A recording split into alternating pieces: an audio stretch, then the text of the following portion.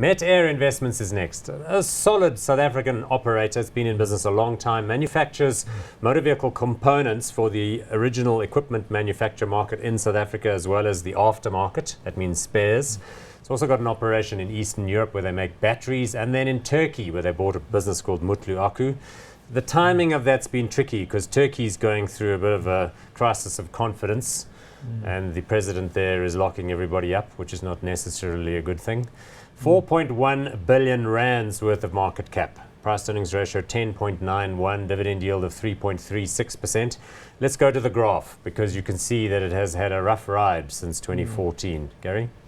Yeah, again, I think part of their strategy is to diversify offshore. I mean, as you said, moving into Turkey, and it just seems that moving into some of the, I suppose, emerging economies at the moment, they're taking a little bit of pain. And this is not necessarily to do with the operational ability of the company. It just happens to be the territories they're operating in. So, I mean, obviously Turkey now they've got issues, exporting into Russia as well. I mean, there's all sorts of geopolitical risks around it.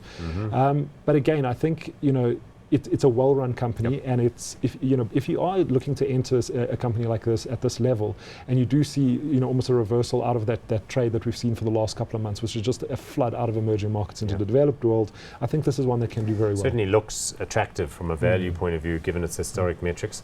The South African business is very strong. They've got lots of customers because the local manufacturers have to put a certain amount of local content into their vehicles in order to qualify for like export credits.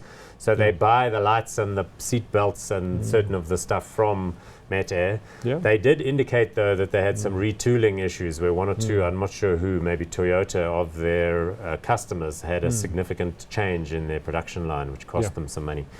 Absolutely, and also I think it's starting to get a rand hedge component as well because also with the manufacturer locally that their exports from South Africa are also growing, which is good. And I mean they'll take advantage of all the sort of the automotive production development programs and all sorts of things. So it's a difficult one because I don't like the sector. I mean, we don't own it in portfolios, but I think almost as a deep value kind of play, it's at a 10 PE with an expensive market, it could be a place that you are looking for value, but it's just warming up. So I'm going to go not hot. Not hot. Not hot. Yeah.